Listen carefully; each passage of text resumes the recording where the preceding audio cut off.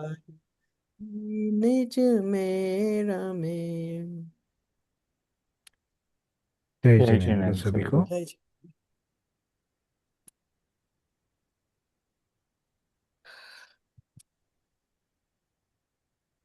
किसी का कोई प्रश्न? मेरा इस बुक का तो नहीं है, पर एक अलग से मोक्ष मार्ग प्रकाशक कल पढ़ी थी, उसमें से अंगी प्रकरण किसे बोलते हैं, वो जो ग्रंथ लिखते हैं ना, देव गंधर्व देव। हम्म। तो उस। इसमें दो होते हैं, अंग प्रविष्ट और अंग बाह्य, ऐसे दो दो आगम होते हैं। हाँ तो जो अंग प्रविष्ट है वो गंधर्व लिखते हैं, माने जिनके, जो हम द्वादशांग जिसको कहते हैं, हाँ। वो इन्हीं के भीतर में ही सारे आ गए, जो अंग प्रविष्ट, जो अंग प्रविष्ट जिसको कहते हैं। और जो मुनिराज, जो आचार्य वगैरह होते हैं, वो जब इनकी अध्ययन करते हुए इनको इनमें कोई चीज को और अच्छे से समझाना हो या और खुलासा करना हो, तो इजी वो वे में फिर, करना हो तो हाँ, लोगों के तो वो समझने के जब लिए। वो जिनकी रचना करते हैं वो अंग बाह्य है। हाँ। हम्म। अच्छा ठीक है। हम्म। Thank you. ओके। आज कौन पढ़ना चाहेगा?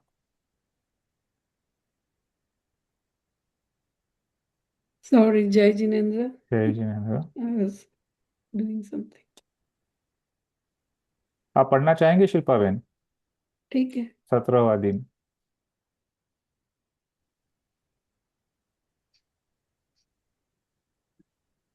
17वां दिन। हम्म। आज लंकावासी उदास थे।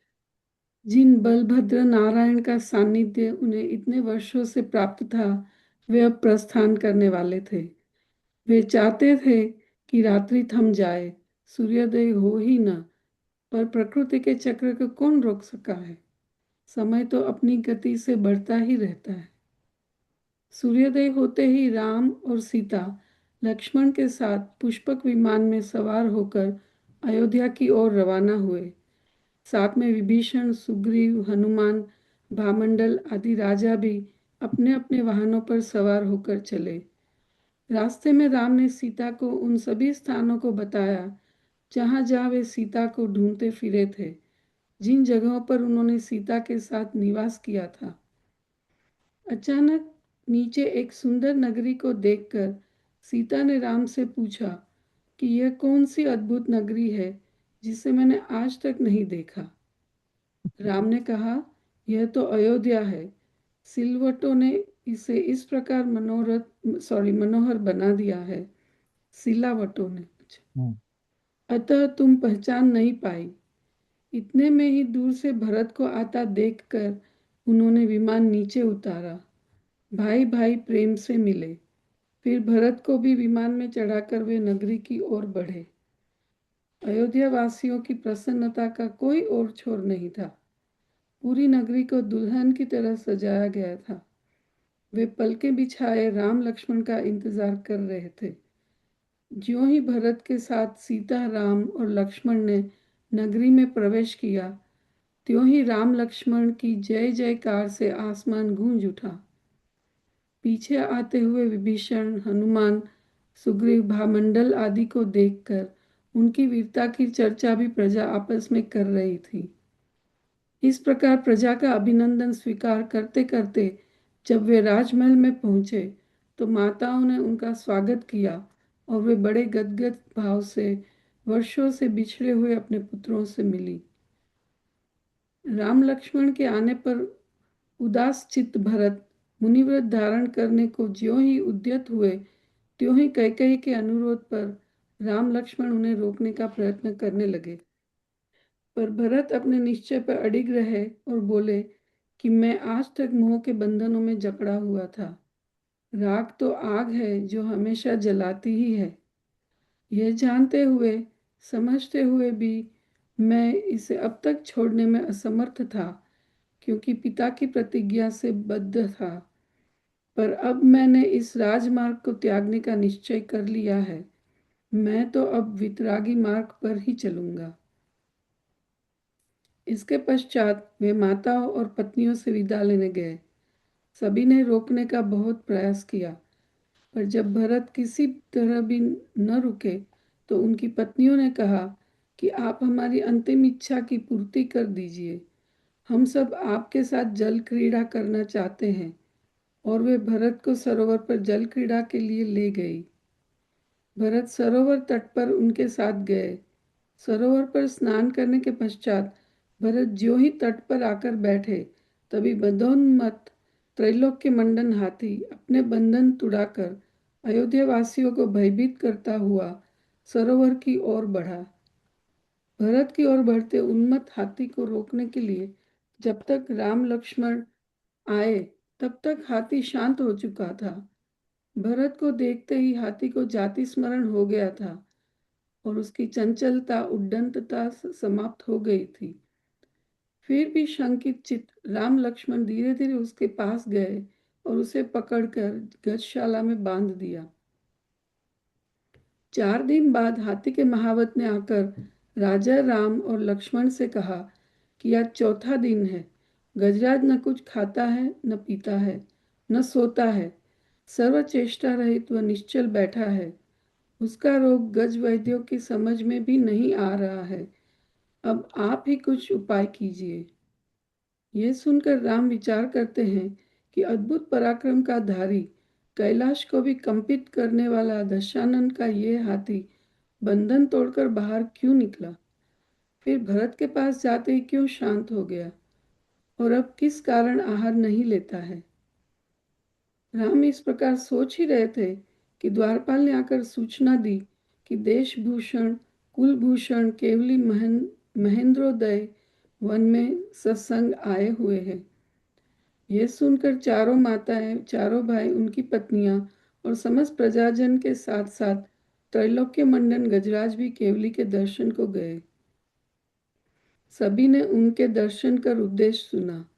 अंत में लक्ष्मण ने हाथी के बारे में पूछा कि महाराज, त्रैलोक्य मंडन किस कारण क्षोभ को प्राप्त हुआ, किस कारण अकस्मात ही शांत हो गया। केवली ने कहा कि यह हाथी पराक्रम की अत्यधिक उत्कृष्टता के कारण बंधन में क्षोभ को प्राप्त हुआ था। उसके बाद भरत को देखकर पूर्व भव का स्मरण होने से शांत हो गया। विरक्त चित्त भरत ने अपने व हाथी के पूर्व भव सुनकर तुरंत ही मुनिव्रत अंगीकार कर लिए। भरत के साथ साथ अनेकों राजाओं ने भी दीक्षा ली। भरत को दीक्षा लेते देखकर भरत की माँ कैकेयी बेहोश हो गई। होश में आने पर पृथ्वीमती आरिका के द्वारा समझाए जाने से प्रबोध को प्राप्त कैकेयी ने भी उनके समक्ष आरिका के व्रत ले लिए। त्रैलोक्य मंडन हाथी ने श्रावक के व्रत लिए तथा 15-15 दिन के उपवास मासोपवास करता हुआ अंत में वह हाथी सल्लेखना पूर्वक इस देह का त्याग कर छठे स्वर्ग में देव हुआ। महामुनि भरत महागुणों का पालन करते हुए 22 परिशहों को सहते हुए दुद्धुर तप करने लगे, जिनके प्रभाव से उन्हें अनेक रिद्धियां प्राप्त हुई।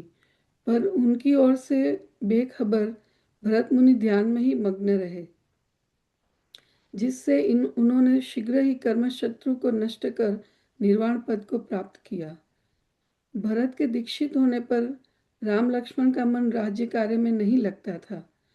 जब भी राजसभा होती, वे भरत के गुणों की चर्चा करते रहते। इस प्रकार कुछ दिन निकले।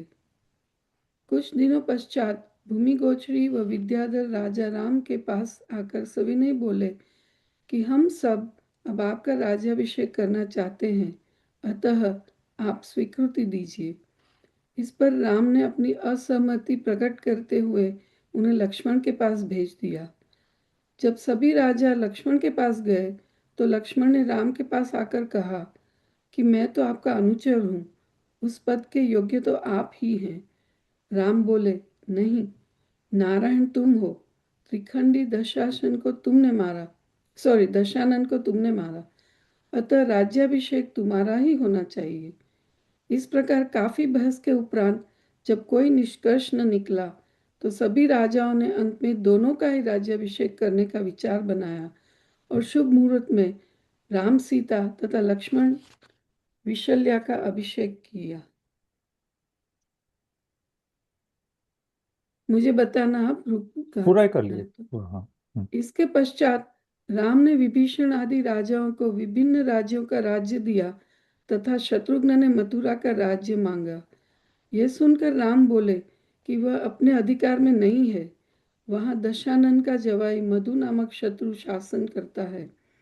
उसके पास चमरेंद्र द्वारा दिया हुआ कभी व्यर्थ न जाने वाला शूल रत्न है, जो हजारों के प्राण लेकर पुनः उसके हाथ में आ जाता है। और उसका पुत्र भी विद्याधरों का अधिपति महाशूरवीर है, जिसके बारे में विचार करते हुए चिंतातुर हम लोग सारी रात सो नहीं पाते।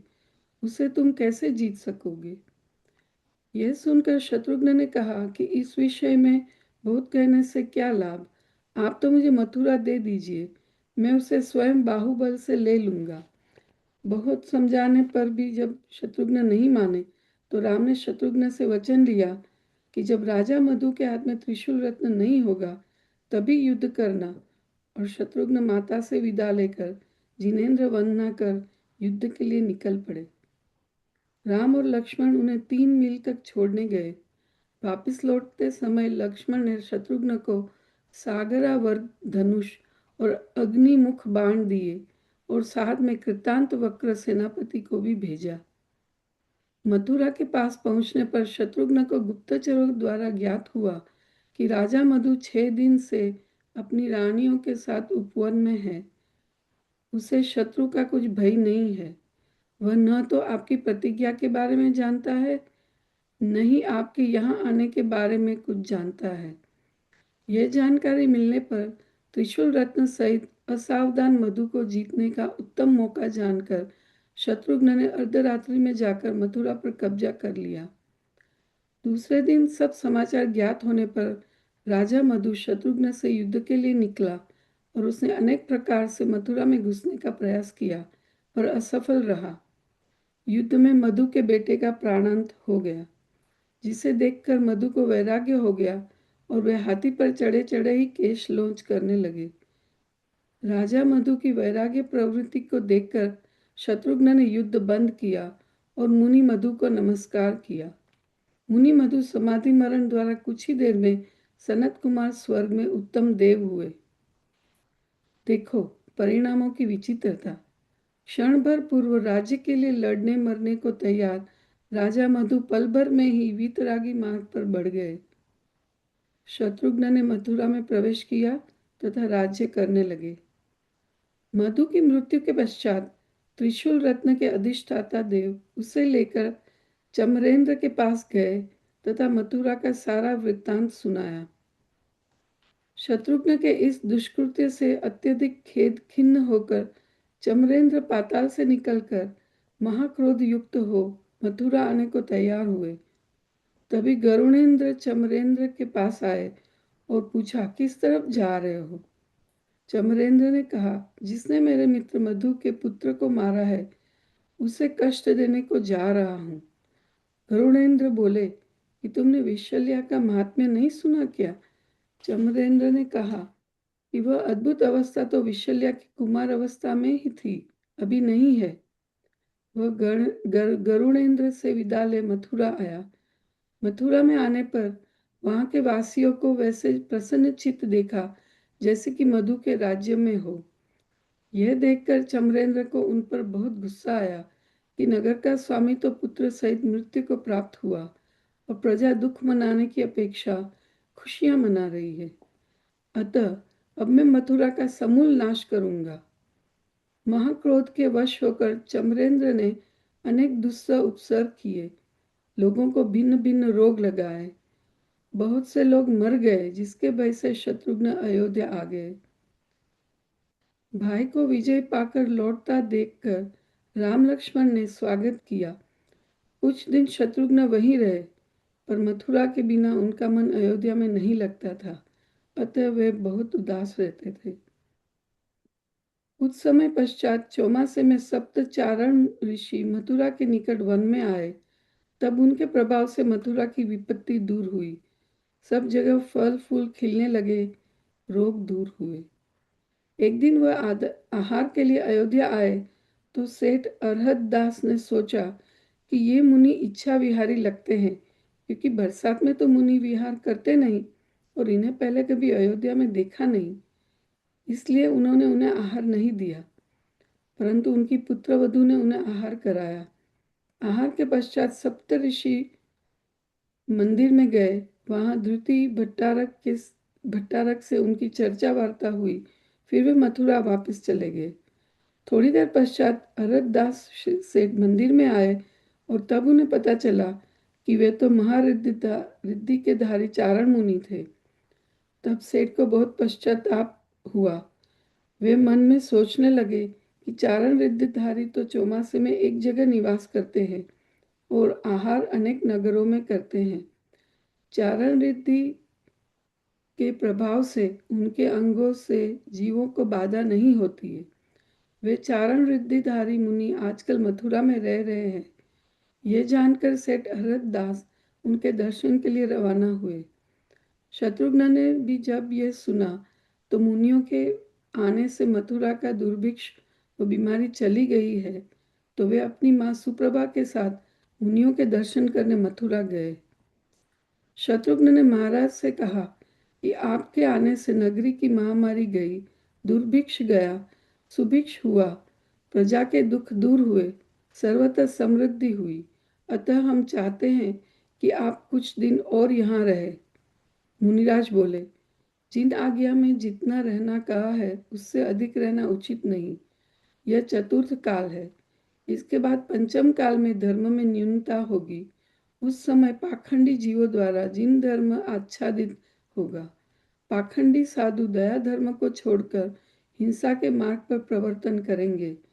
महाकुधर्म में प्रवीण क्रूर दुष्ट जीवों द्वारा पशु पीड़ित होंगे, किसान दुखी होंगे, प्रजा निर्धन होंगी, हिंसा बढ़ेगी, पुत्र माता पिता की आज्ञा से विमुख होंगे और माता पिता भी स्नेह रहित होंगे। कली काल में राजा लुटेरे होंगे, कोई सुखी नजर नहीं आएगा। उस समय कषाय को बहुलता होगी। चारण मुनि देव विद्याधरों को का आना नहीं होगा। अज्ञानी लोग नग्न मुद्रा के धारक मुनियों को देखकर निंदा करेंगे। विषयी जीवों की भक्ति कर पूजेंगे। दीन अनाथों की कोई दया नहीं करेगा और मायाचारी दुराचारियों को लोग पैसा देंगे। अतः अभी तुम धर्म ध्यान में अपना समय व्यतीत करो और जैसे भी धर्म की उन्नति हो वैसा कार्य करो।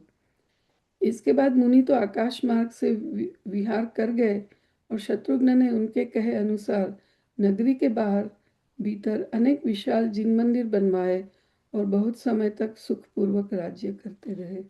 बहुत अच्छे, थैंक यू। तो अब हमने देखा कि दशानन की मृत्यु के पश्चात अ, जैसे हम कहते हैं बिजनेस एज यूजुअल वैसी स्थिति आ गई। तो राम, लक्ष्मण और सीता अब अपने घर वापस जाने की इच्छा प्रकट करते हैं।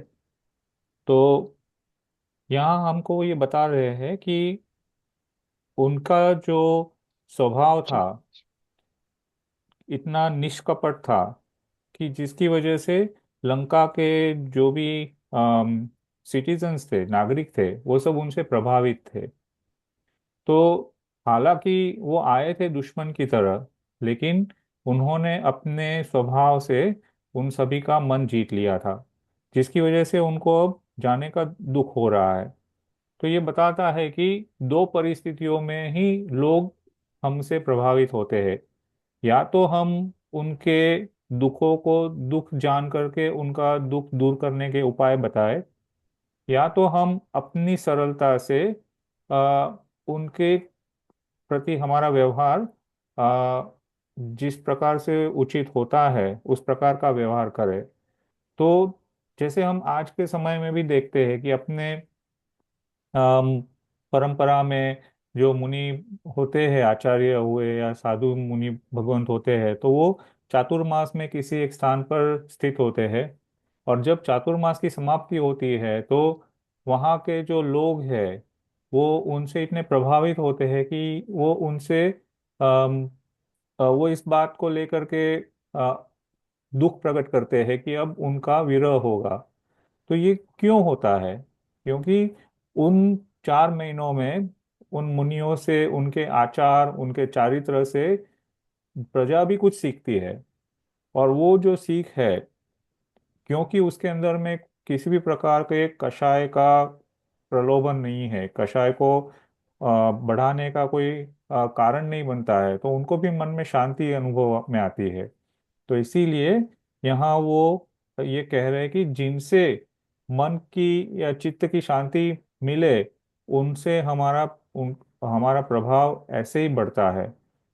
तो अगर हम इसको अध्यात्म की दृष्टि से भी देखें तो हम पूरे संसार में घूम के आते हैं, और जब अपनी आत्मा की ओर दृष्टि करके उसमें जब स्थित होने के लिए हम आते हैं, तो हमारे मन में एक अपने अनुभूति में ही एक शांति की अनुभव होता है।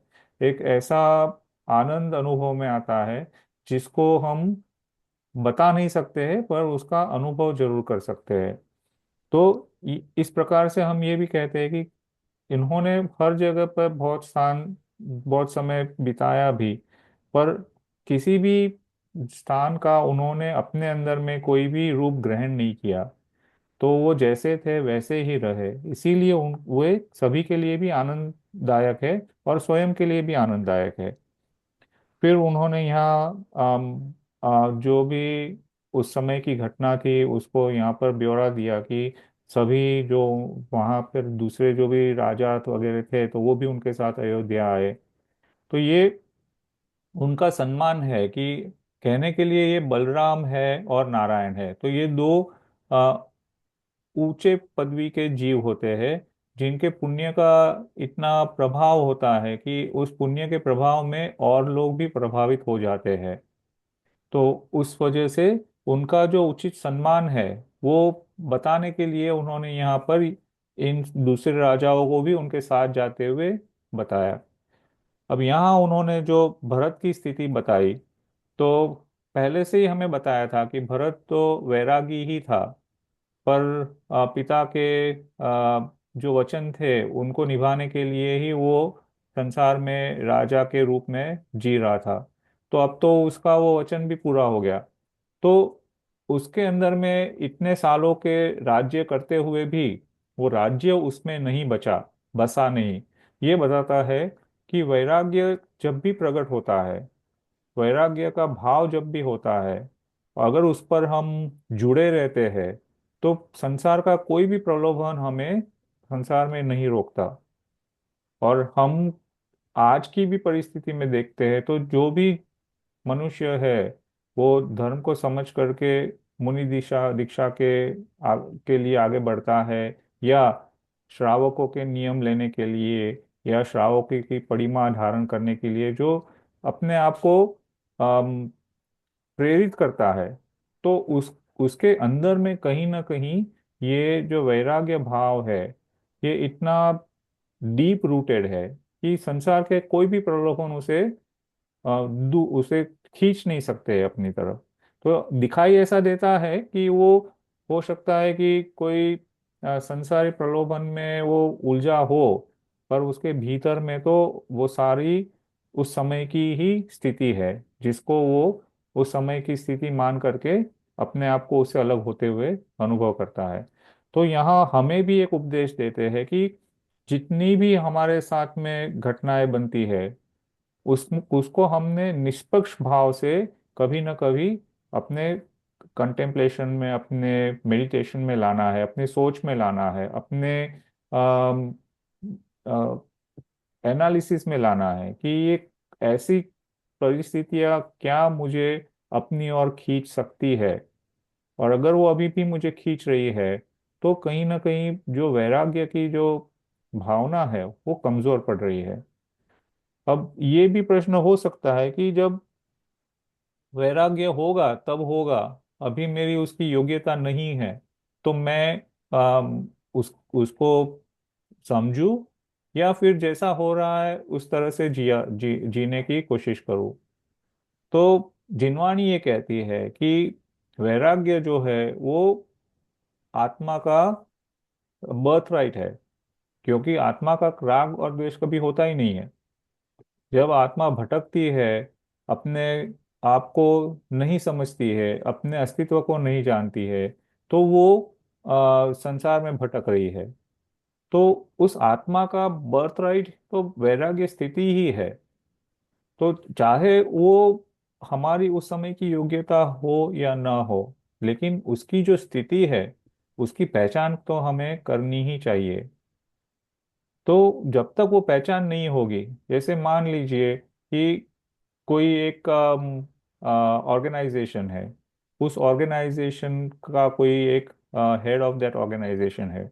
अब ये हेड ऑफ द ऑर्गेनाइजेशन सभी के सामने नहीं आता है, वो जो ऊपर के जो टॉप लेवल मैनेजमेंट है उन्हीं के साथ में परिचय में है।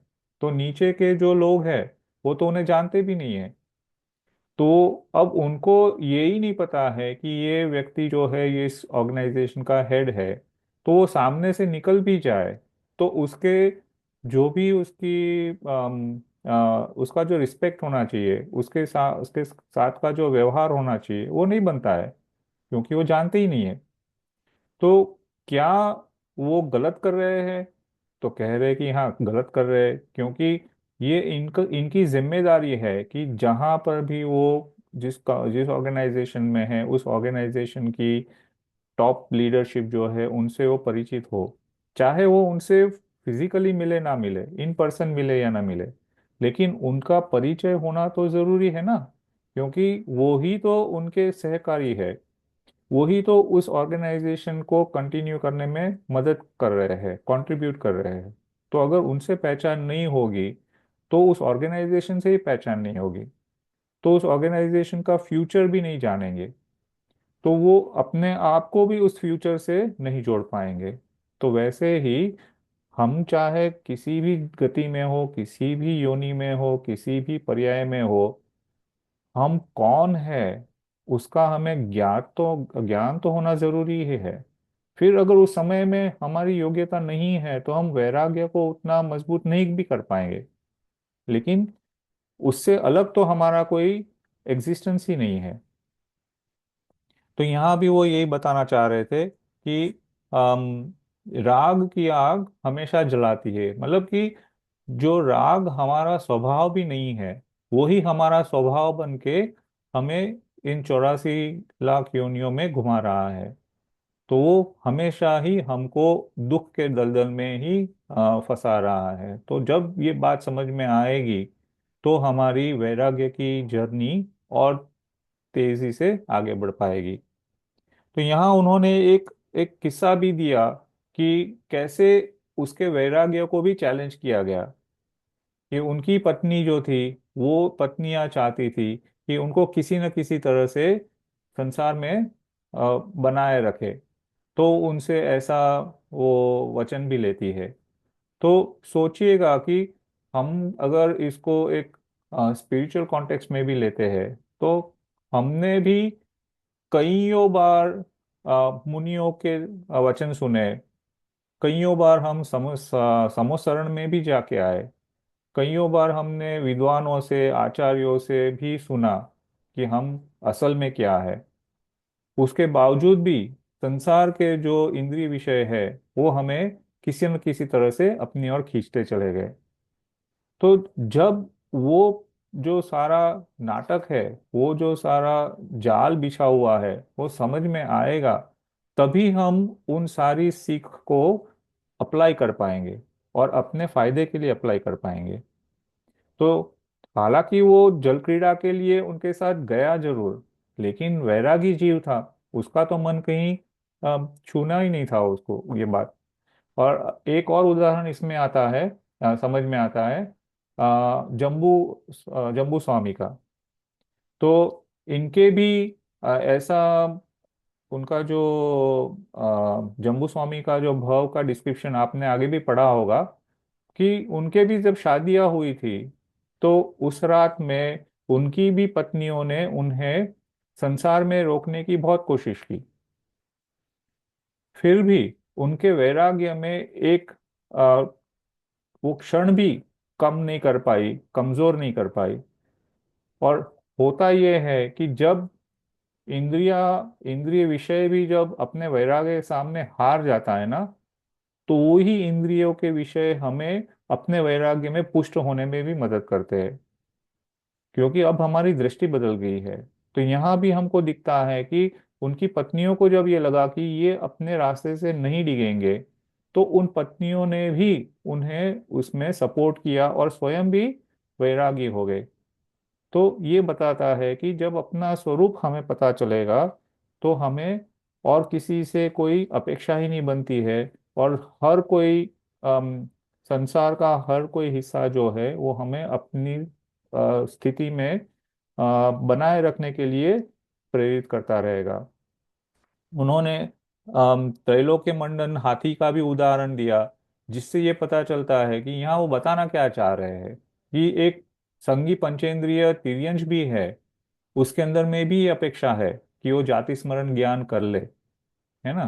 तो मतलब कि हम जिसको एक मिराकल समझते हैं, हम जिसको एक पावर समझते हैं, वो आम बात है। जाति स्मरण ज्ञान होना ये कोई बड़ी बात नहीं है, इसमें कोई जादू टोना नहीं है, इसमें कोई चमत्कार नहीं है, ये आम बात है।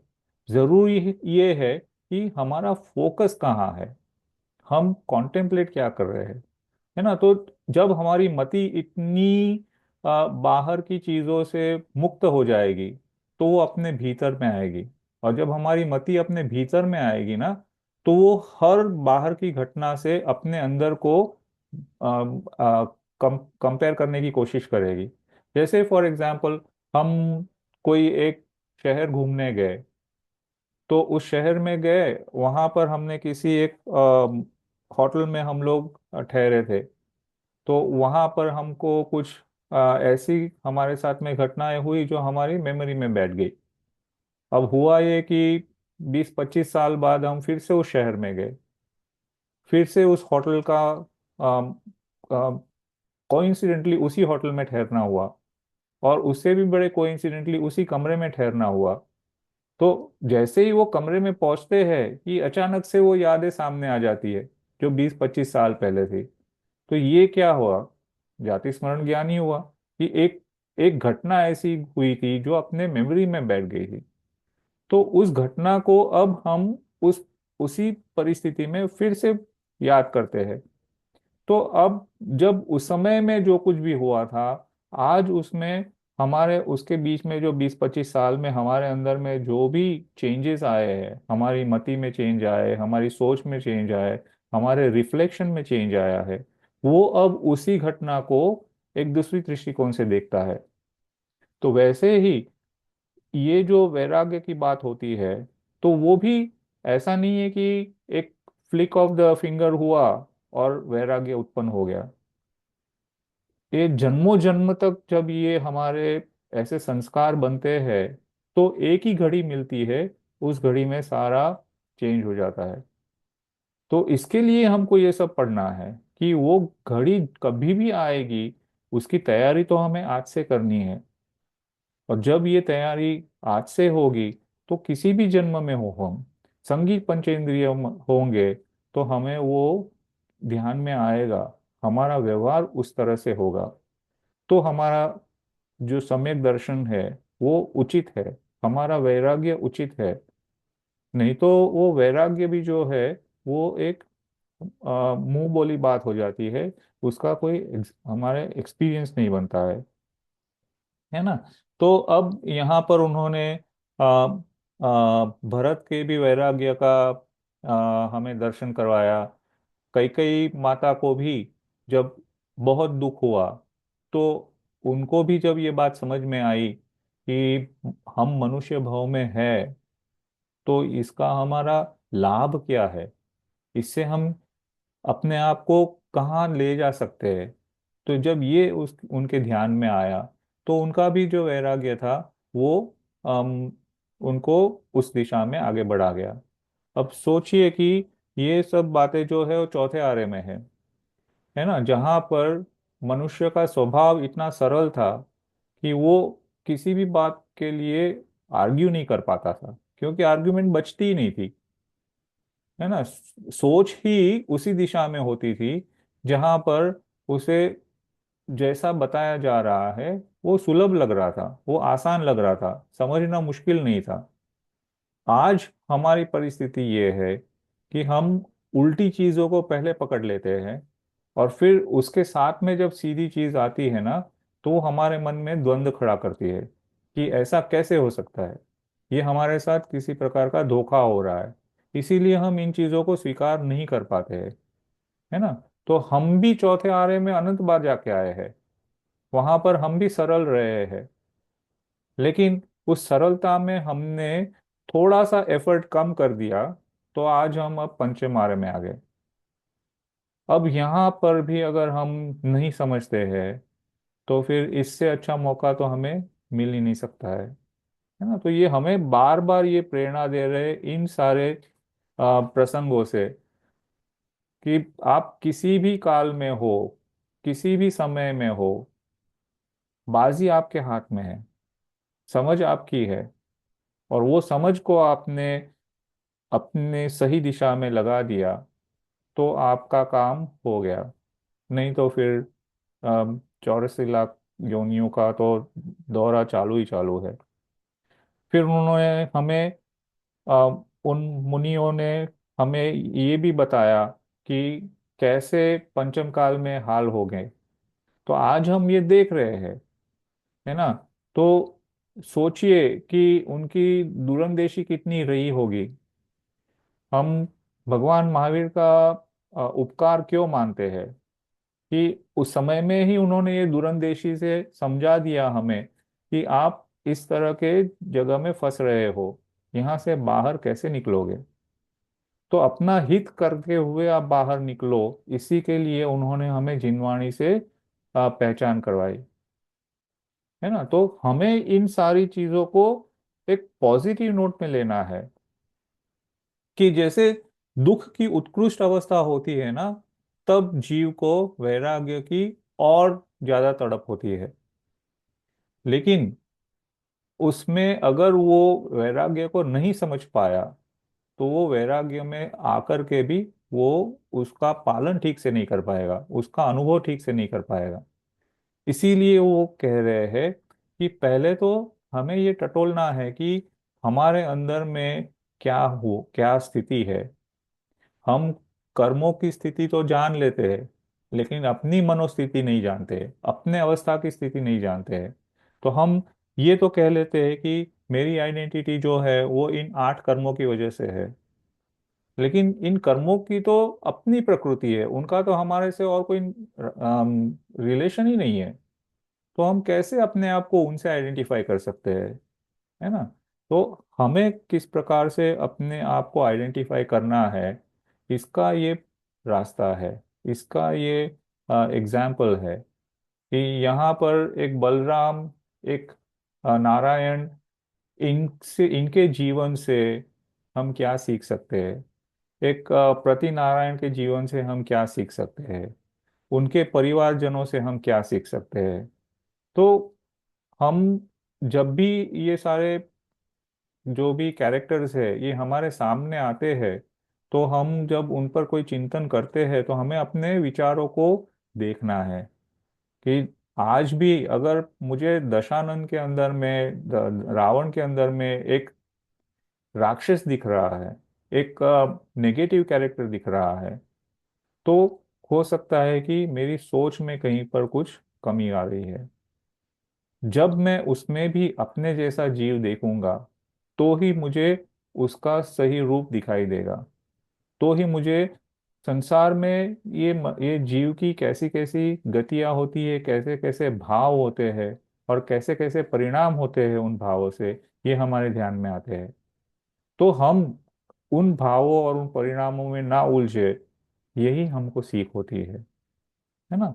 तो यहाँ उन्होंने शत्रुघ्न के निमित्त से उन चारण रिद्धिधारी मुनिराज के भी हमें दर्शन करवाए, उनकी भी जो सोच थी, कैसे मुनि चातुर्मास में उनका क्या चारित्र होता है, किस तरह से उनका रहन सहन होता है, उससे भी हमें परिचय करवाया, कि उस समय में आज भी जो श्रावक होते हैं वो जानते हैं कि चातुर्मास में मुनि आचार्य, मुनि हैं, साधु हैं, वो एक स्थान पर ही रहते हैं। तो वो एक स्थान पर रहते हैं, तो एक श्रावक की, एक अनुयायी की, एक जिज्ञासु की, ये अम, ये उसका एक कर्तव्य बन जाता है कि उन समय में उनसे जितना स्वाध्याय कर पाए, जितना उनका समागम कर पाए, जितना उनके समीप रहे, उतना ही उसमें परिवर्तन की संभावना बढ़ती है। तो यहाँ ये हम जैसे कभी कभी है ना, अज्ञान अवस्था में हम ये मान लेते हैं कि अगर श्रावक नहीं होते तो मुनियों का के आहार विहार का क्या होता। तो हम जो है अपनी अ, अवस्था को, अपनी स्थिति को हम यहाँ तक ही ला करके रख देते हैं कि हम उनके जीवन निर्वाह का कारण है ना।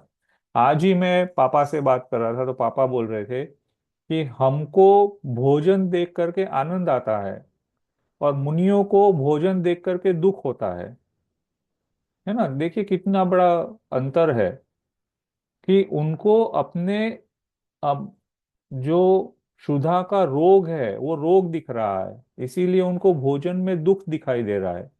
और हमें वो क्षुधा रोग ही नहीं दिख रहा है, इसीलिए हमें वो पकवान आनंददायी दिख रहे हैं। और ये हमारी मान्यता हो जाती है कि हमारी वजह से ही उनके भोजन का प्रबंध हो रहा है, उनके जीवन का प्रबंध हो रहा है, हालांकि वो तो ये चाहते भी नहीं है।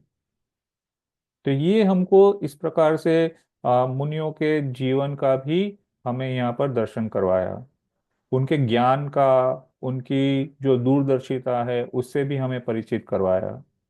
तो ओवरऑल इसमें हमें वो यही बता रहे हैं कि आप चाहे किसी देश के राजा हो या आप किसी देश के नागरिक हो, एक वैराग्य की दृष्टि से हर जीव में वो संभावना है कि वो अपने वैराग्य को समझे, अनुभव करे और उसमें आगे बढ़ता हुआ अपने इस संसार चक्र से बाहर निकल जाए, है ना। तो अब हम 18वें दिन के लिए आगे चलते हैं। सॉरी एनी सौरभ भाई, question? Just want to know meaning of couple of words. Hmm. वो पहले पेज पे जो फोर्थ पैराग्राफ में आया, सिलावटों ने इसे इस हाँ, प्रकार मनोहर बना। सिलावटों यानी जो डेकोरेशन। शिल्पकारी होते हैं ना, सॉरी, स्कल्पचर्स, स्कल्प्टर्स। स्कल्पचर, अच्छा अच्छा। हम्म। और ये सुभिक्ष और दुर्भिक्ष। हाँ, तो सुभिक्ष माने जैसे भिक्ष का मतलब होता है भोजन, तो हम्म। सुभिक्ष माने जब ज्यादा अन्न मिल जाए, और अच्छा। दुर्भिक्ष माने ड्रॉट। तो हम्म। अतिवृष्टि कहते हैं ना जिसको, हाँ। और अनावृष्टि। तो अनावृष्टि। जब जैसे बहुत भोजन भी मिले, अच्छा भोजन, स्वादिष्ट भोजन, अच्छी चीजें मिले, तो सुभिक्ष हो गया। और हम्म। जब वो ही नहीं मिलता है, जीवन हम्म। निर्वाह नहीं हो पाता है, जो जीवन के निर्वाह के लिए जरूरी है वो चीजें नहीं मिलती है, तो हम उसको दुर्भिक्ष कहते हैं। Thank you. एक और था वर्ड, आच्छादित। आच्छादित माने उससे उसके ऊपर कवरिंग हो जाता है। ओके। हम्म। जैसे हम कहते हैं ना कि ठंड के मौसम में घास के ऊपर में बर्फ आच्छादित हो गई, अच्छा। ओके। तो वो ऊपर उसकी एक लेयर बन जाती है ऐसे।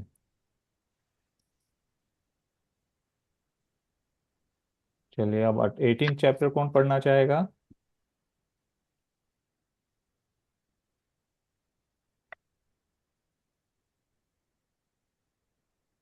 ये भी एक इम्पोर्टेंट आई कैन कंसिडरेशन है, रीड इट। 18वां दिन। या I can read hmm. It. Hmm, चलिए। आप पढ़ेंगे कल्पेश? नहीं नहीं, आई वॉज वंडरिंग केवना जी या हेमलता जी को पढ़ना हो तो, बट मैं पढ़ सकती हूँ। ठीक है। आ जाइए। Thank you. 18वां दिन। अयोध्या में सर्वत्र सुख शांति थी। राम लक्ष्मण को पाकर प्रजा प्रसन्न थी। शत्रु रहित राम लक्ष्मण सुखपूर्वक समय व्यतीत कर रहे थे। एक दिन रत्नपुर के राजा रत्नरथ की सभा में अपमानित नारद राजा रत्नरथ की पुत्री मनोरमा का चित्र लेकर लक्ष्मण के पास आए। चित्र देखते ही लक्ष्मण उस कन्या पर मोहित हो गए और वे मन में सोचने लगे कि यदि यह स्त्री रत्न मुझे न मिली तो मेरा नारायण होना निष्फल है। उस कन्या के बारे में पूछने पर नारद ने उन्हें बताया कि यह रत्नपुर के राजा रत्नरथ की मनोरमा नामक राजकुमारी है। इसके लिए योग्य वर की चर्चा चलने पर उनकी सभा में जब मैंने आपके नाम का प्रस्ताव रखा तो उनके पुत्रों ने क्रोधित होकर मेरा अपमान किया तथा बोले कि वे हमारे शत्रु हैं, हम उन्हें मारना चाहते हैं और तुम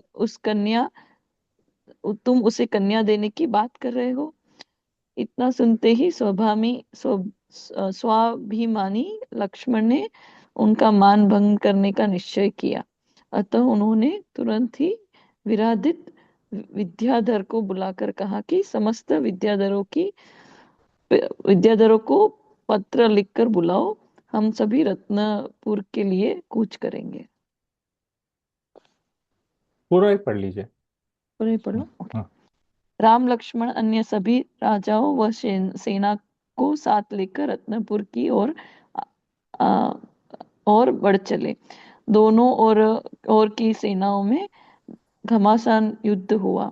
अंत में विजय राम लक्ष्मण की होती है और राजा रत्नरथ राम के साथ अपनी श्रीदामा नामक पुत्री व लक्ष्मण के साथ मनोरमा नामक पुत्र का विवाह कर संधि कर लेते हैं। यदि यह सब देखकर नारद राजा रत्नरथ की मजाक उड़ाते हैं मजाक उड़ाते हैं तो राजा रत्नरथ नारद से कहते हैं कि आपका गुस्सा भी हमारे लिए उन्नति का कारण हुआ, अन्यथा बलभद्र नारायण के यहाँ हमारा संबंध कैसे होता। इसके पश्चात लक्ष्मण ने दक्षिण श्रेणी के समस्त विद्याधर जीते। इस प्रकार लक्ष्मण को संपूर्ण नारायण का पद प्राप्त हुआ। उनकी सेना में 42 लाख हाथी, 42 लाख रथ, 9 घोड़े, 42 करोड़ प्यादे थे। 3 खंड के देव और विद्याधर उनके सेवक थे। सूर्य से भी अधिक तेजस्वी 16,000 मुकुटबद्ध राजा उनके अधीन थे। उनके घर अद्भुत रत्नों से बनी थी। सॉरी, सूर्य से भी अधिक तेजस्वी 16,000 मुकुट बद्ध राजा उनके अधीन थे। उनके घर अद्भुत रत्नों से बने थे। उनके शंख, चक्र, गदा, खड़ग, दंड, नागसैया और कौस्तुभमणि ये 7 रत्न थे। 16,000 रानियां थी जिनमें 8 पटरानी थी। उनके नाम थे विशल्या, रूपमती, वनमाला, कल्याणमाला, रत्तीमाला, भगवती, जितपद्मा और मनोरमा, जिनमें 8 पटरानियों के 8 कुमार मुख्य थे। राम के 4 रत्न थे, हल, मूल, रत्नमाला और गदा। 8,000 रानियां थी जिनमें 4 पटरानी थी। उनके नाम है सीता, प्रभावती, रतिप्रभा और श्रीदामा। राम की पटरानी सीता ने एक दिन पिछले प्रहर में 2 स्वप्न देखे। पहला स्वप्न, शरद के चंद्रमा समान उज्जवल 2 उत्कृष्ट अष्टापद उनके मुख में आकर बैठे हैं। वह स्वयं पुष्प विमान से जमीन पर गिर पड़ी। वो दूसरा स्वप्न है। और राम ने प्रथम स्वप्न का फल बताते हुए कहा है कि तुम्हारे महाप्रतापी 2 पुत्र होंगे तथा द्वितीय स्वप्न का फल अच्छा नहीं है, पर तुम चिंता न करो, दान के प्रभाव से दुष्ट ग्रह दूर हो जाएंगे। कुछ दिनों पश्चात गर्भवती सीता को जिन दर्शन करने की इच्छा हुई। राम ने आज्ञा दी कि मंदिरों की अत्यधिक शोभा करो।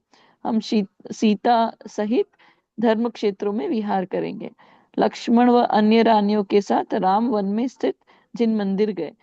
सभी ने भक्ति भाव से जिनेंद्र पूजन की और कुछ दिन वहीं रहे। तभी प्रजा के लोग राम के दर्शन की अभिलाषा से वहां पर ही आए। राम उनसे मिलने गए, तभी सीता की दाहिनी आंख फड़की। नारी सुलभ भीरुता से युक्त सीता सोचने लगी, अनिष्ट की पूर्व सूचना देने वाली यह दाहिनी आंख का फड़कना मुझे उस अघटनीय घटना की ओर से सचेत कर रहा है जिसकी मैं कल्पना भी नहीं कर सकती। मुझे यह परिस्थिति को सहज रूप से सहने को तैयार रहना चाहिए। पता नहीं कब क्या और कौन सी घटना हमारे साथ घट जाए। दंडक वन में लक्ष्मण की जरा सी उत्सुकता से हम इस तरह दुर्घटनाओं के चक्र में फंस जाएंगे, उसकी क्या हमें कल्पना की थी। लंकाधिपति दशानन की कैद से छूटना भी तो कुछ स्वप्न सा ही लगता था। अब उससे बड़ी और क्या घटना घट सकती है मेरे जीवन में, जबकि मेरे पति का प्रेम व विश्वास मेरे साथ है। अब मुझे कैसी आशंका, कैसा भय। इस प्रकार सीता अपने को आश्वस्त करती है तथा अन्य रानियों के कहने पर दुष्ट ग्रहों की शांति हेतु वे भद्र कलश भंडारी को बुलाकर आज्ञा देती है कि जब तक मेरी प्रसूति न हो तब तक किमिच्छक का निरंतर दो। इस प्रकार स्वयं शांत चित्त हो धर्मानुरागी हुई। उधर राम ने प्रजानन से आने का कारण पूछा, पर सभी डर के मारे मौन रहे। तब राम द्वारा अभय का आश्वासन देने पर उनमें से एक ने कहा कि दुनिया में अधिकतर लोग सुनकर ही बातें कहते हैं, देखकर कम। यह लोग स्वभाव से ही कुटिल है और एक उदाहरण मिल जाए तो उनको अकार्य करने में भय नहीं रहता। राम बोले, स्पष्ट कहो तो। उसने कहा कि आजकल निर्बलों की यौवनवंत स्त्रियों को बलवंत पापी छिद्र पाकर बालत कर लेते हैं और कुछ दिन रखने के बाद वापस भेज देते हैं। ऐसा होने पर भी सब यही कहते हैं कि राम सर्व शास्त्रों में प्रवीण है, तो भी उन्होंने दूसरों के घर रही सीता को अपने महल में रख लिया है, तो दूसरों को क्या दोष दे। इस प्रकार राजा करता है वैसा ही प्रजा करती है। इस प्रकार दुष्ट पुरुष निरंकुश होकर अबलाओं पर अत्याचार करते हैं। अब आप ही कुछ उपाय कीजिए। इतना कहकर वे प्रजा के प्रतिनिधि तो चले गए, पर राम के शांत स्वभाव में हलचल मचा गए। राम आज बहुत उद्विग्न थे। नींद उनकी आंखों में कोसों दूर भाग गई थी। अनगिनत विचारों में उनका मन पंछी तीव्र गति से विचरण कर रहा था। वह किंकर्तव्य विमूढ़ से कुछ समझ नहीं पा रहे थे कि क्या करे क्या ना करे। वर्षों वन में भटकने के बाद अभी तो सीता को थोड़ा सा सुख मिला था, और अब जिसे पाने के लिए समुद्र को पाकर युद्ध में शत्रु को जीता, और अब उसे ही कैसे तजो। पर कुल की अपकीर्ति के कारण उसे घर में भी नहीं रख सकता। प्रश्न अकेली अपकीर्ति का ही नहीं है, अपितु एक गलत परंपरा चल पड़ने का है। यदि इस विषय में कुछ नहीं किया गया तो दूसरे घर में महीनों रही हुई नारियां भी कुलीन नारियों के समान कुलीन घरों में प्रतिष्ठा प्राप्त करती रहेगी। ऐसी स्थिति में शील की प्रतिष्ठा को आघात पहुंचेगा। यद्यपि सीता पूर्ण पवित्र है, शीलवती है, पर इनका अनुकरण मात्र शीलवती नारियां थोड़े करेगी। शीलभद्र नारियां और व्याभिचारी पुरुष भी इसका दुरुपयोग करेंगे ही। अतः कुछ किया जाना अत्यंत आवश्यक है। इस प्रकार राम कुछ देर पहले प्रजा के कहे हुए शब्दों व घटनाओं के बारे में सोचते हुए विचारों के झूले में झूल ही रहे थे कि लक्ष्मण ने आकर उनका ध्यान भंग कर दिया और उनकी चिंता का कारण पूछने लगे।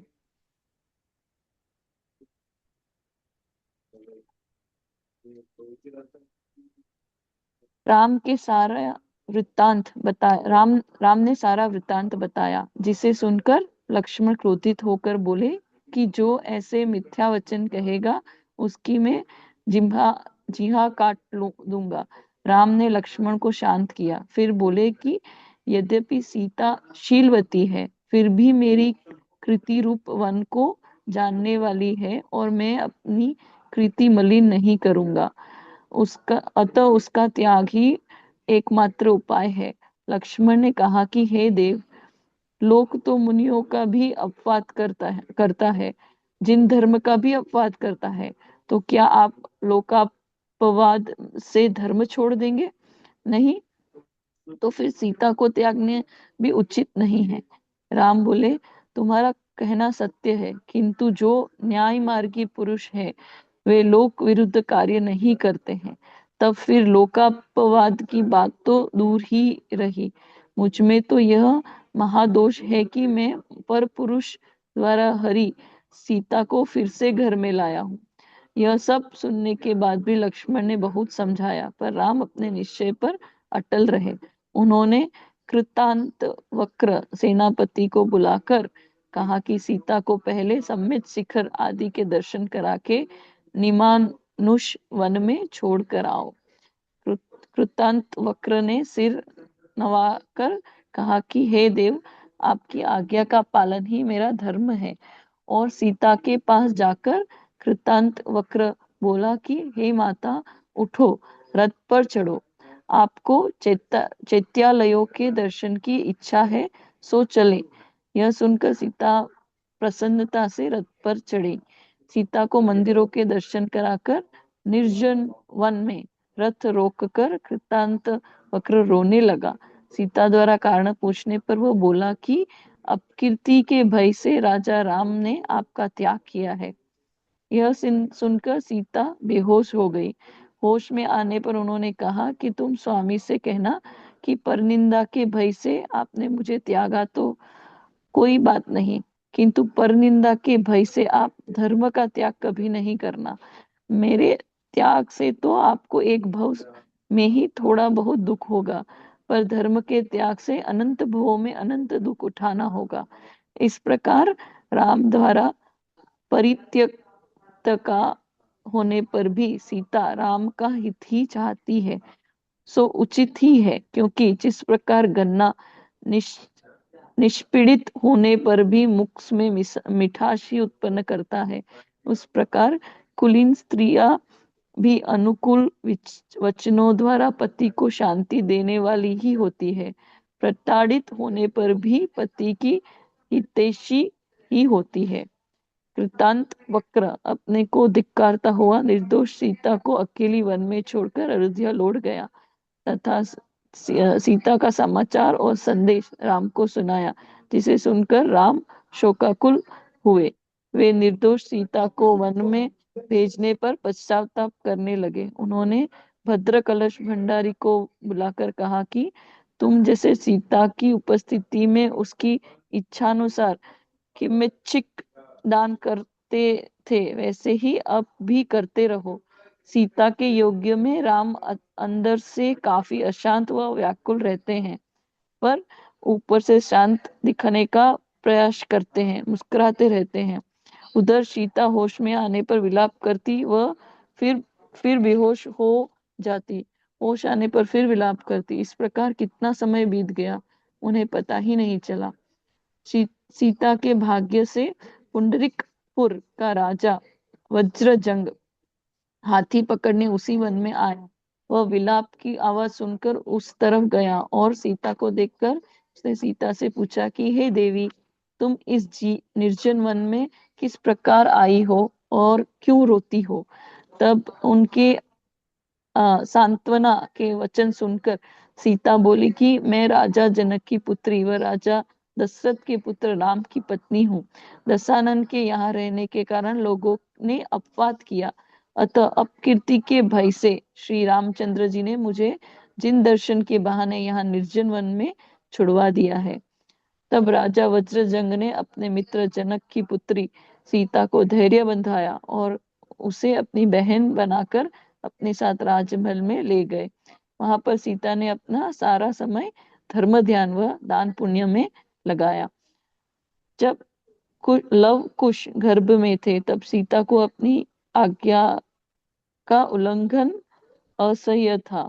वे दर्पण की अपेक्षा तलवार में अपना मुंह देखना पसंद करती थी। उन्हें संगीत अच्छा नहीं लगता था, अपितु धनुष चलाने की आवाज अच्छी लगती थी। इस प्रकार धीरे धीरे समय बीतता गया और 9 मास पश्चात सीता ने एक साथ 2 पुत्र को जन्म दिया। राजा वज्रजंग ने पुत्रों के जन्म पर बहुत उत्सव किया, दान दिया और पुत्रों के नाम अम, अनंग, लवण और मदनाकुश रखे, जो जगत में लव कुश नाम से प्रसिद्ध हुए। बड़े होने पर सिद्धार्थ नामक गुरु ने उन्हें शस्त्र विद्या में निपुण किया। युवावस्था में उन्हें प्रबल तेज के नाम सामने अन्य राजाओं का तेज फीका पड़ गया। वे राजा तेज रहित हो उनकी सेवा करने लगे। रूप और गुण में दोनों भाई एक दूसरे से बढ़कर थे। दोनों को यौवन संपन्न देखकर राजा वज्रजंग ने अपनी शशि चूला रानी से उत्पन्न 32 कन्याओं का विवाह लव से करने का विचार किया और कुश के लिए पृथ्वीपुर के राजा पृथु की पुत्री कनकमाला के लिए दूत भेजा, पर अनजान कुल वाले इन कुमारों से अपनी कन्या का विवाह उन्हें स्वीकार नहीं हुआ। तब राजा वज्रजंग ने युद्ध की तैयारी की। लव कुश ने युद्ध का कारण जाना तो स्वयं युद्ध के लिए निकल पड़े। उन दोनों भाइयों के तेज के सामने राजा पृथु की सेना में क्षण मात्र में भगदड़ मच गई। उनके बाणों को सहने में असमर्थ पृथु भी भागने लगा। फिर पृथु ने उनसे क्षमा मांगी तथा वह बोला कि सूरवीरों का कुल उनके बाणों से ही जाना जाता है, अतः आप मेरी पुत्री कनकमाला को स्वीकार कीजिए। इसके पश्चात लव कुश ने कई राजाओं को जीता, उन्हें वश में किया और राजा वज्रजंग के साथ पुंडरीकपुर वापस आए। एक दिन जब लव कुश वन में कीड़ा कर रहे थे तो उन्होंने नारद को देखा। देवों द्वारा सम्मान प्राप्त नारद को प्रणाम करने पर नारद ने उन्हें आशीर्वाद दिया कि तुम्हारे राम लक्ष्मण जैसी विभूति हो। यह सुनकर उन दोनों ने पूछा कि राम लक्ष्मण कौन है, किस कुल में उत्पन्न हुए हैं, उनके क्या गुण हैं। तब नारद बोले, बलभद्र, नारायण की यह कहानी तुमने अभी तक कैसे नहीं सुनी? राम को तो संपूर्ण लोक जानता है। राम लक्ष्मण के गुण तो अपार हैं, फिर भी मैं उनकी कहानी संक्षेप में कहता हूँ। इक्ष्वाकु वंश में राजा दशरथ के 4 पुत्र हुए, राम, लक्ष्मण, भरत और शत्रुघ्न।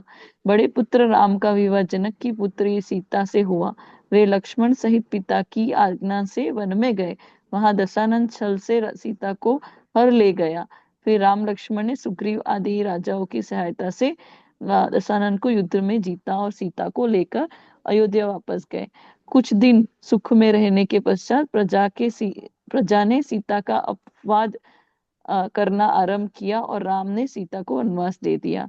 तब कुछ बोले कि राम ने अच्छा नहीं किया।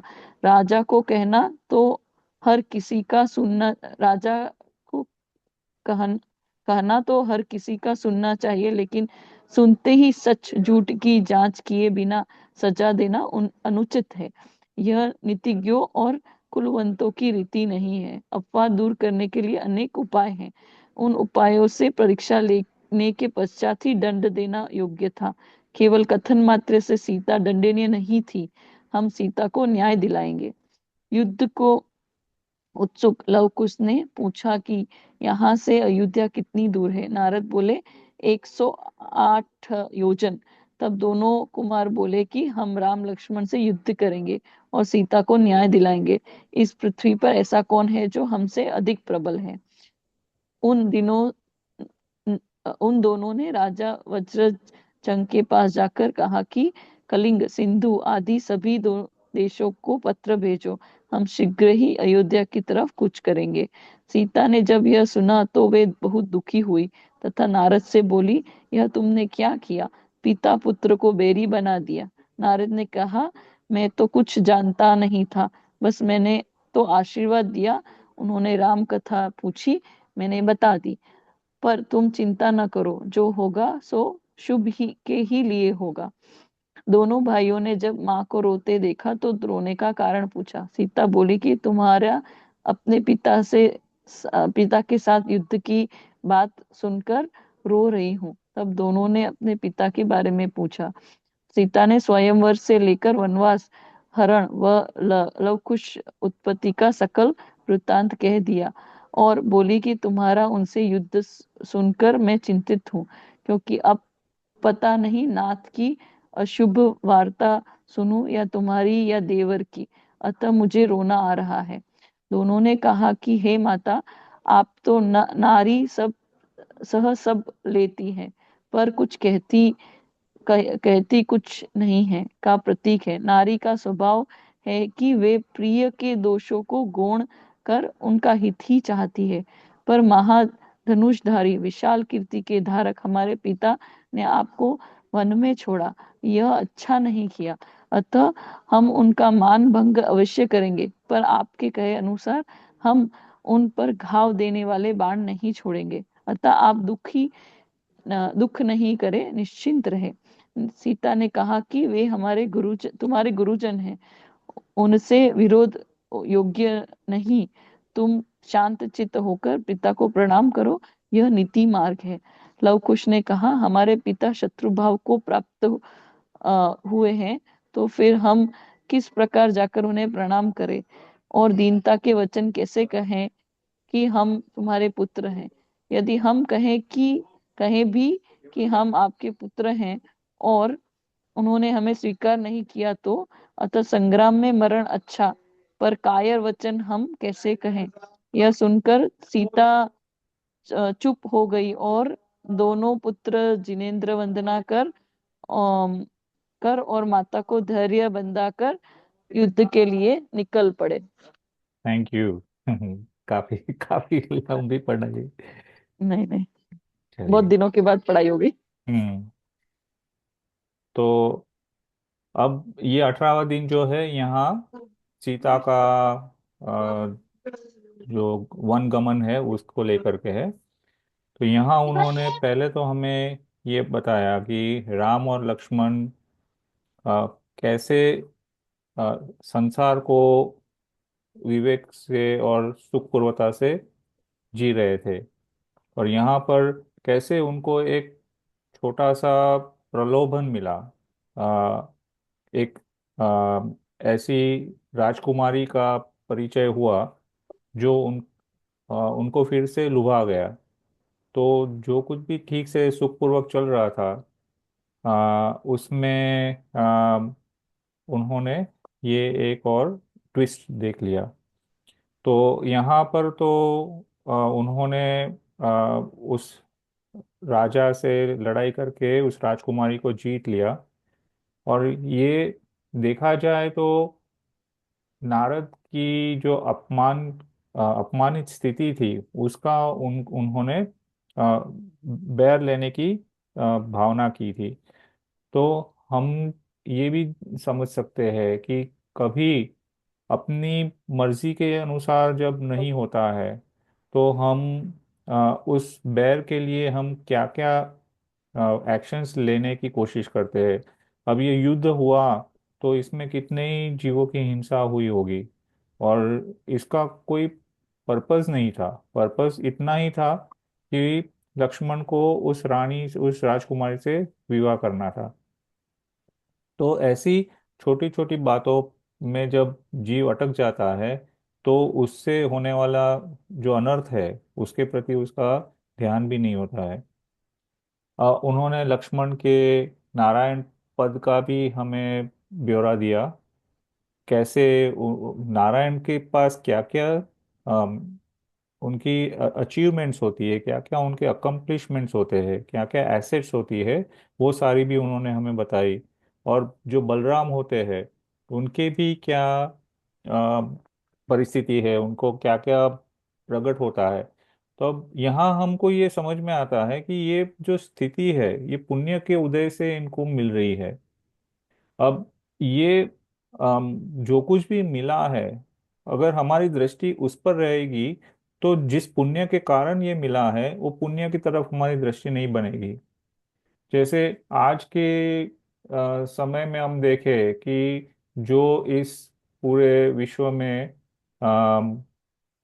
जो टॉप 50 टॉप 100 जो भी रिच लिस्ट है तो हम उनकी परिस्थितियों को देख करके हम ये समझे कि अच्छा, इसके पास तो प्राइवेट जेट विमान भी है, इसके पास तो कितने ही सारे पैलेसेस है, इसके पास क्या क्या समृद्धियां है।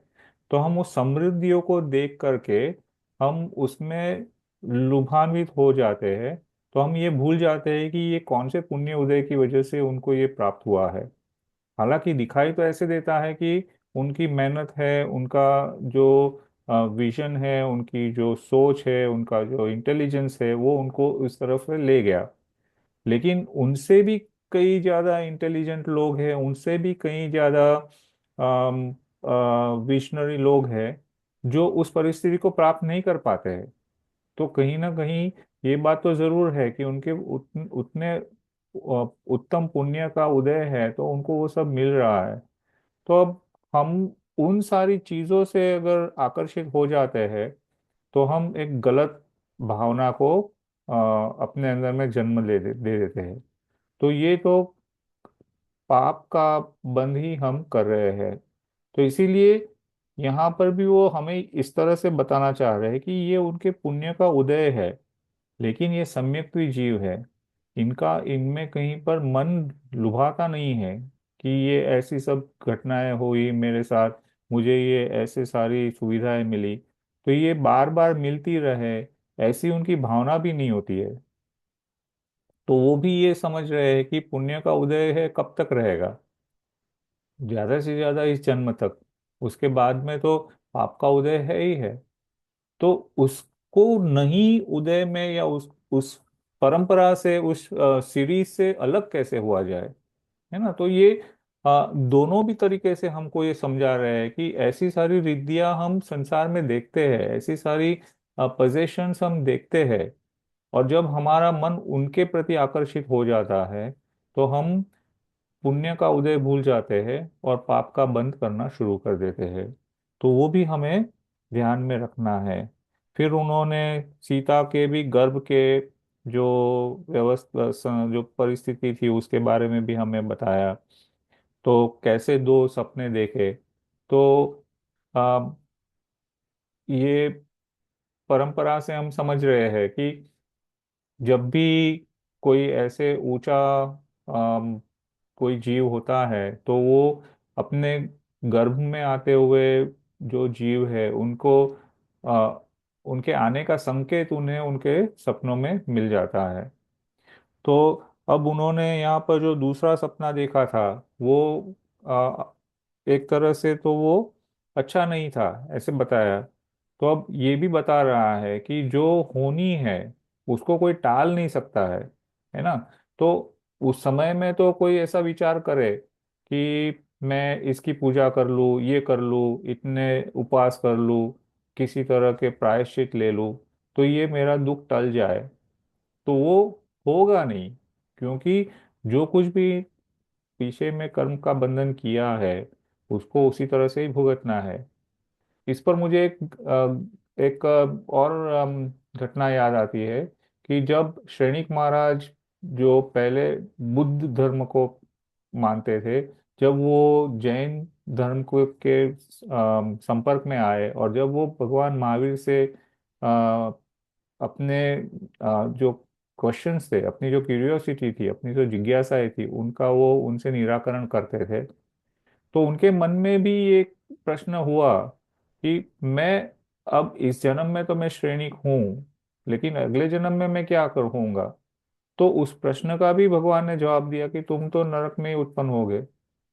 तो ये चीज उनके भी आ, जो है चुभ रही थी कि मैं स्वयं तीर्थंकर का अनुयायी हूँ, उनके पास में रह करके मैं धर्म की शिक्षा ले रहा हूँ, मेरे अंदर में अपने राज्य में किसी के लिए भी मुझे वैर नहीं है, किसी से मुझे किसी प्रकार की घृणा नहीं है, मुझे किसी पर कोई आपत्ति करनी नहीं है। तो फिर मैं ऐसा तो कोई काम ही नहीं कर रहा हूँ कि मैं नरक में जाऊं, है ना। तो उसके भी वो उपाय पूछ रहे हैं। माने अपने जिनवाणी हमसे ये कह रही है कि जो हमारा भविष्य है वो हमारे भूतकाल से लिंक्ड है, तो पहले तो उसका स्वीकार करो। लेकिन वो बार बार दोहराना ना पड़े, इसके लिए क्या करना है उसका उपाय सोचे। ये नहीं है कि अब जो जो घटने वाला है उसको ना घटने की हम उपाय सोचे, है ना। तो वो तो जब हमने कर ही चुके हैं, हमने कुछ ऐसी क्रियाएं की है जिसके उदय में हम ऐसे कर्मों का बंधन कर दिया है कि उसके उदय में हमें वो भुगतना ही है। तो जब उसके एक्सेप्टेंस के साथ भुगता जाए तो उसके अंदर में कोई परिवर्तन की अपेक्षा ही नहीं बनती है। और उसकी जगह वो फिर से ना हो उसके लिए आज क्या किया जा सके उसका विचार करें। तो यहाँ पर उन्होंने ये बताया कि इतने सम्यक भी होते हुए भी राम उनको यही इलाज बता रहे हैं कि हम दान दे करके इस प्रवृत्ति को, इस घटना को हम शुभ में बदल देंगे। तो अगर दान देने से ये सब हो जाता तो संसार में किसी को दुख ही नहीं होना था, है ना। तो ये भी हमको समझ में आता है कि किस तरह से परिस्थितियां बदलती है, तो उसको अपने भूतकाल से लिंक करते हुए उनको एक्सेप्ट करते हुए चले जाए। फिर यहाँ पर उन्होंने वो घटना बताई जिसकी वजह से राम को सीता को वन में भेजने का कारण बना। तो इसके बहुत सारे ओपिनियंस हो सकते हैं। जैसे आगे भी बताया, एक बताया कि राम ने जल्दबाजी कर दी, या उन्होंने सीता के तरफ का उनकी उनकी जो साइड है उनको सोचा ही नहीं, उसके बारे में कुछ सोचा ही नहीं, उनके क्या होगा ऐसी परिस्थिति में एक स्त्री का वन में जाना, वहां पर क्या कुछ उस पर बीत सकती है उसके बारे में कुछ सोचा नहीं। तो ये नीति का रास्ता नहीं है, ऐसा बहुत लोग कहेंगे। तो वो भी सही है।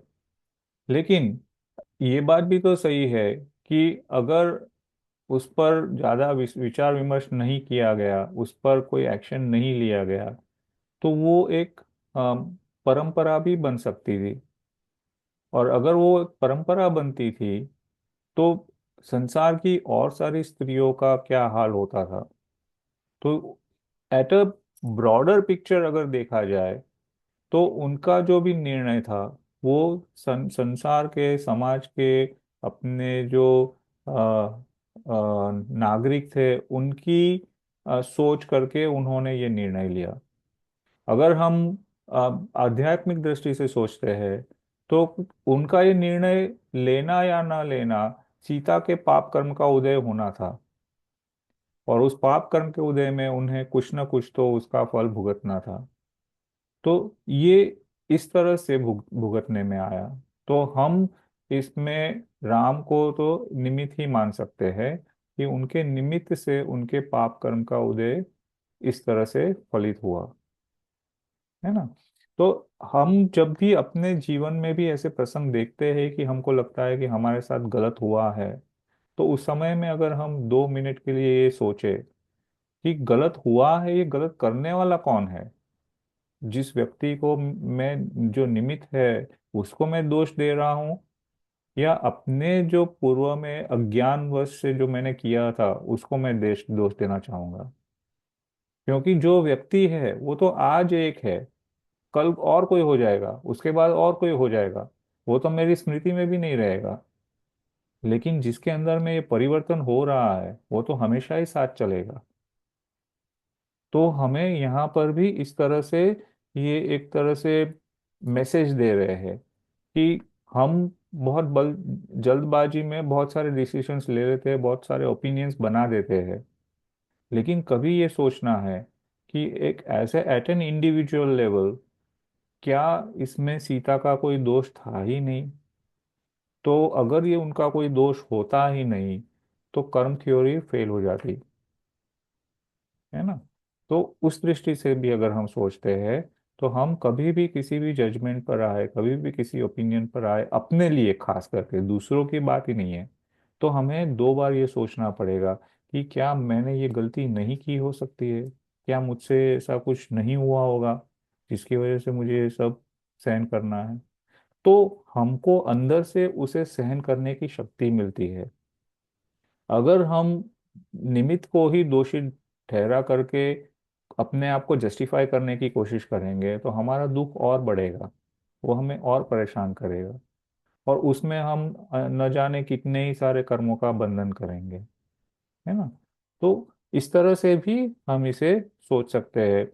और देखिए कि पूरी घटना में हर एक जीव जो है वो अपने आप को यही जताने की कोशिश कर रहा है कि जो कुछ भी हो रहा है वो उचित नहीं है।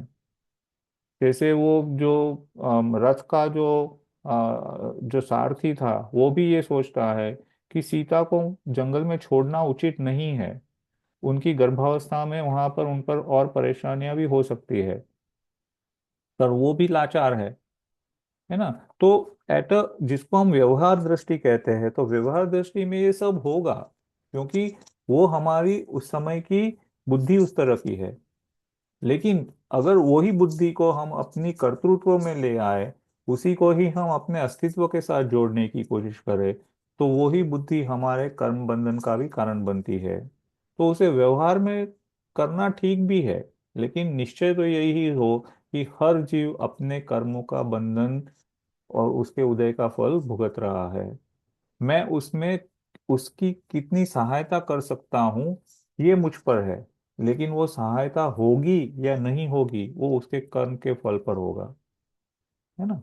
तो उतना जब हम सोचते हैं तो हम भी उनके साथ कंपैशनेट हो जाते हैं, और हम भी ये सोचते हैं कि हमसे भी कभी इस प्रकार का कर्म ना बंद हो जिसकी वजह से हमें आगे जा करके उसका इस तरह से फल भुगतना पड़े। तो यहाँ पर उन्होंने एक राम का भी एक उन्होंने पर्सपेक्टिव दिया, जो बोल्ड लाइन में उन्होंने कहा कि अ, अगर गन्ना जो है वो उसको किसी तरह से भी छिला नहीं जाए या उस पर उसको यंत्र में नहीं पिला जाए, तो भी वो अपने मिठास वो छोड़ता नहीं है। अगर उसको पील भी दिया गया तो भी वो अपने मिठास को छोड़ता नहीं है। उसी प्रकार जो कुलीन स्त्रियां है, माने जो अच्छे परिवार से है, उच्च घराने से है, उनके विचार ऐसे होते हैं कि वो अपने पति को किसी भी तरह से दोषित नहीं ठहराती है, किसी भी परिस्थिति में वो उनका शुभ ही चिंतन करती है। तो यहाँ पर भी राम भी ये समझते हैं कि जो कुछ भी उनका कदम है वो सीता की दृष्टि से उचित नहीं है, पर जो धर्म है वो हमेशा ही कसौटी करता है, हमेशा ही हमारे मन में वो द्वंद्व पैदा करता है कि ये करना उचित भी है या नहीं।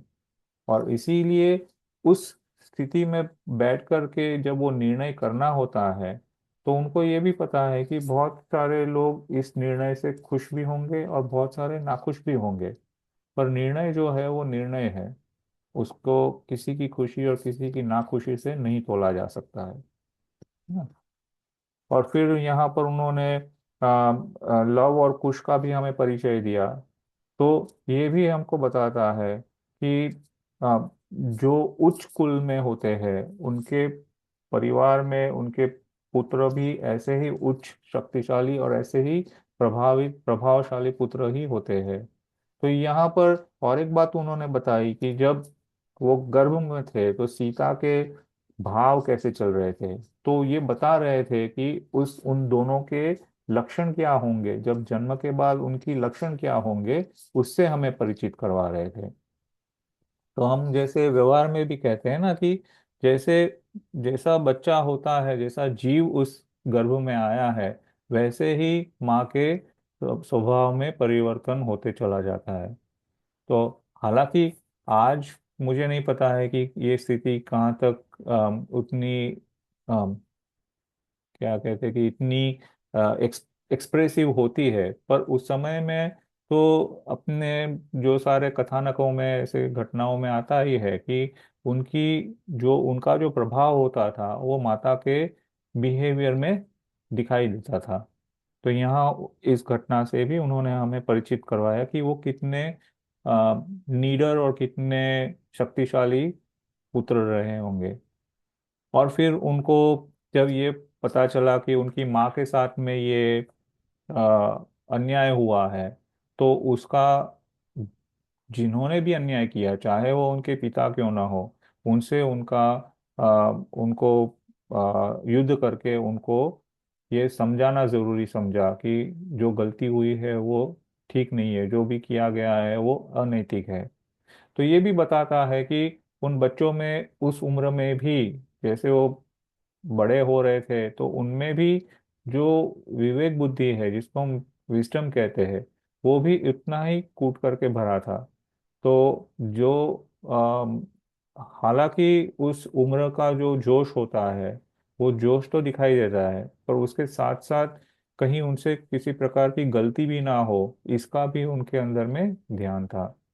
तो ओवरऑल हम अगर ये पूरे घटना चक्र को देखते हैं, तो दो तीन चीजें हमारे सामने आती है कि जो कुछ भी कर्म का बंधन हमने किया है, वो किसी न किसी रूप में हमारे सामने आएगा। अगर उसका एक्सेप्टेंस नहीं है, तो फिर उस प्रकार के कर्मों का बंधन भी ना होना चाहिए। दूसरी बात यह है कि परिस्थितियां बदलते ही कभी कभी अ, हमारी मति बदल सकती है उस परिस्थिति के अनुसार। पर अगर हम जागरूक है, तो हम उस परिस्थिति में भी बदलती हुई मति के साथ भी अपने आप को अ, हम अवेयर रखेंगे। तो अवेयरनेस बढ़ेगी, तो कर्मों का बंधन ऑटोमेटिकली धीरे धीरे कम हो जाएगा। और तीसरी बात यह है कि जो नीति से चलता है, वो अगर अनीति के सामने भी अपनी जंग छिड़ता है, तो अपने से किसी प्रकार की अनीति ना हो जाए, इसका वो पूरा ख्याल रखता है। तो हमें इस प्रकार से अपने सोच में, अपने जीवन में, अपने वर्तन में अगर नीति का हम प्रयोग करते हैं, तो वो हमें जरूर कर्मों के बंधन से पीछे करती चली जाएगी, और धीरे धीरे हम अपने रास्ते पर और आगे बढ़ते चले जाएंगे। तो ये 19 डे का 18 दिवस जो है, इसका कुछ अंडरलाइंग मैसेज मुझे समझ में आया। तो आपका कोई प्रश्न हो तो ले सकते हैं।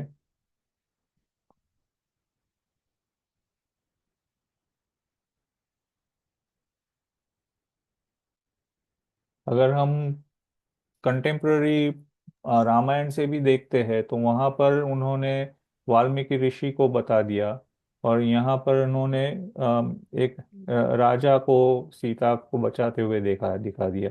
तो दोनों ही सिचुएशन में उनकी अ, उतने पाप उदय में भी उनकी जो सत थी, जो उनके अंदर में एक शुभ भाव था, वो कहीं ना कहीं उनको मदद कर रहा था। तो ये भी है कि अगर जीव ये कहे कि सरल स्वभावी है, वो किसी प्रकार की कुटिलता को धारण नहीं करता है, नीतिमान है, तो उसके पाप के उदय में भी उसकी ये नीतिमत्ता कहिए या उसकी जो ये सरलता है ना, वो उसको बहुत मदद करती है।